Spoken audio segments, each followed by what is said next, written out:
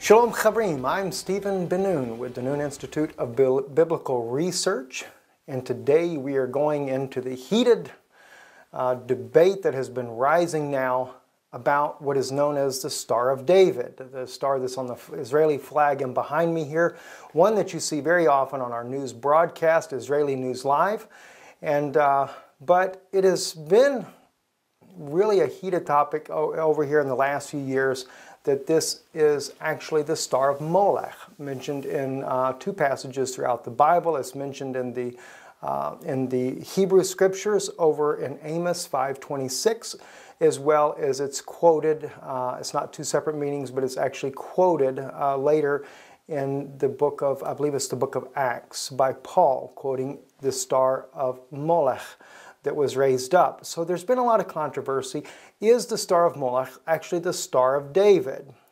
Well, when I first started off this research, one of the first people I contacted was Dr. David Rohl. I know Dr. Rohl because I write about him in the book Yom Suf, Israel's Final Exodus. And I had contacted David. We talked as far as by emails and stuff and instant messaging quite a bit with each other about his work.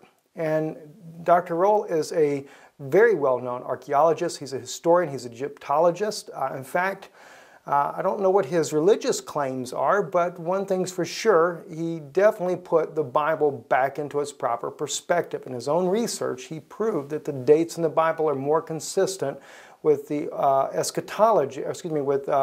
Egyptology than any other source that we have. Well, anyway, I sent David a message and I asked him, I said, what archaeological evidence is there that would support that the Star of David, known in Israel in the Israeli flag, is actually considered the Star of Molech? Or is there any? Well, he wrote me back. He said he had never heard anything of this nature at all. And he said, I don't know of any. That's a man that is very well known. He's been in many documentaries throughout Europe, as well as in a new documentary about the Exodus with Jim and Penny Caldwell, part of the major documentary that's just come out. I'm sorry, I don't know the name of that. I'll try to post that in our view here for you as well later. But anyway, he was unaware of anything that suggested that the Star of David was the Star of Molech. My wife and I then began on a very deep research ourselves to see, is this a fact? Is it actually considered the Star of Molech? In all the archaeology that we could find, the Star of David, the six-pointed star, was associated with Israel. The only ones that we could find archaeologically that were any resemblance to the Star of David is an eight-pointed star in archaeological discoveries that is attached to the Babylonian kingdom and the kingdom of Nimrod. It goes all the way back to Nimrod. Of course, that there is not a six-pointed star. They're all eight-pointed stars. You do have some in witchcraft. You have some stars that are five-pointed that are used. And of course, there's been a lot of people that have taken the Star of David and used it in such circles as the Masons, etc. But does that make the six-pointed star the Star of David? Does it make it a satanic symbol? What is its meaning right now, today? It is a symbol of Jewish identity, symbol of Jewish state, but it's not only a symbol of Jewish state, it's a symbol of all Jews worldwide. Every single Jew is identified by Star of David. We know this even from the time of Hitler. He hated Star of David. He has put this yellow badge, Star of Shame, Shield of David, Magen David, on every single Jew in Europe had to wear it. From very small one to the very old Jew. Everybody had to wear it, right? So that badge of shame became a badge of honor right now, because with this, when we wear our Star of David, we remember those who passed away in Holocaust. Basically, the point of it is the devil is the one who steals, who kills, and who destroys. We can see in the nature that originator of a six-pointed star is God. It's all over the nature. We showed people on Facebook several flowers. Who created this? Whose idea was this? This is all God's idea. He created all the shapes. He's the master genius, master maker of all of this. Who stole it? The devil. Now, do Masons use it? Do Satanists use it? I know they might use it. I heard they do. However, the 5-pointed star is their favorite star. Okay? But so they use also the cross. Okay? And then we have these archaeological discoveries who actually point to Star of Molech being 8-pointed star. And actually the top and bottom of a star is kind of elongated, bigger, elongated. And these are the type of stars we see that people put on their Christmas trees today. That's a Star of Moloch.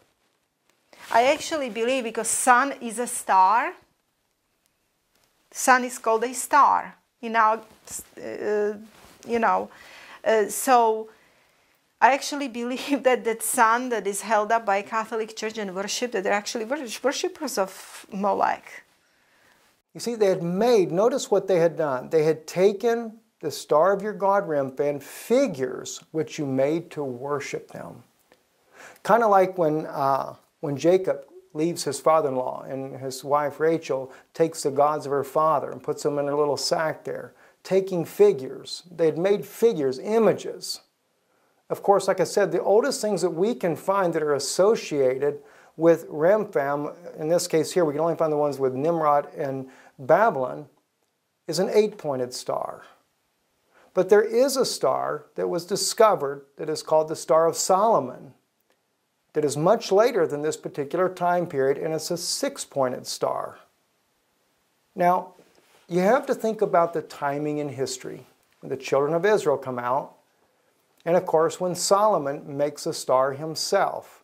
We say this is something made by Solomon, but it's only a hypothesis as to whether or not he actually made this star or not. But nonetheless, the real prominence of when the Star of David comes into being, or really comes into clear view, will be when Yeshua himself comes. Not only when he comes, but after his departing. It has also a deeper meaning for us, because there was this amazing discovery that nobody knows about, or very few people actually know about. It happened in late 1990s when this old monk, Orthodox Greek Orthodox monk, lived in. He was like very old, in his 90s, and he lived in old city of Jerusalem. He lived near Mount Zion, where right now is a king of the tomb of King David. And he has discovered this old mikvah, where very first Nazarene church, very first Messianic Jews, first Jewish congregation used to meet. And they used to baptize there, new converts. And they used to pour oil over them to signify that they have been baptized in Holy Spirit. And according to what we know now, the leader of this very first church was actually brother of Jesus himself, was James the Just, right? Well, this old monk by name, his name was Tesh Ostios. I think I'm saying his name correctly. I'm not sure though. And he has discovered this old mikvah, and he had about 40 artifacts in his little apartment. And they all had this messianic seal. What is a messianic seal? This messianic seal was found on walls, carved in on walls in this old mikvah, and it was carved in on all the artifacts that this monk found.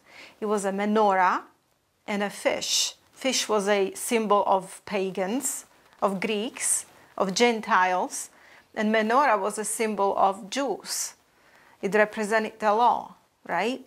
So the messianic seal is basically menorah with the fish interlocking, and creating with this interlocking, it creates that Star of David, Magen David. Well, that was an amazing discovery, and it was just done recently. I mean, talking about 20 years ago. What's really sad is that this discovery was suppressed by authorities in Israel. Rabbis of Jerusalem have suppressed this. Catholic Church have suppressed this. But thank be to God, we still have people like Mr. Snyder, whose wife is still living in Tiberias in Israel, and we have contacted her and talked to her the other day on a phone. And they wrote a little book about it, because Mr. Snyder is actually the one who met this old monk, Mr. Tesh Ostios, and he went to his apartment in Jerusalem and he saw those artifacts recovered from that old mikvah on the Mount Zion, and he with his own eyes saw them, and on each of these artifacts was this messianic seal. And actually Mr. Ostios have given him about 8 artifacts as a gift. So this is an amazing discovery of proof what's the origin of Magen David. The Magen David didn't come from pagans. It originated with God.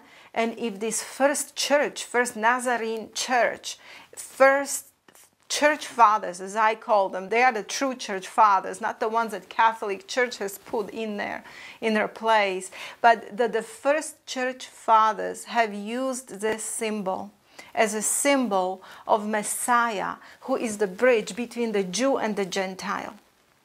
Because we have these 2 beautiful symbols of fish, which now the Greek fish actually changed meaning.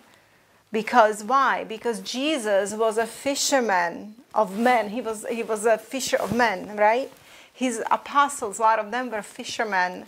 So the Christianity adapted this symbol for themselves. But what's beautiful that the Messianic seal has menorah with that fish interlocking. And there is the Magen David. Now what happened to Magen David? Well, when Roman church took over and they killed everybody in that first Nazarene church, they killed them off, they murdered them.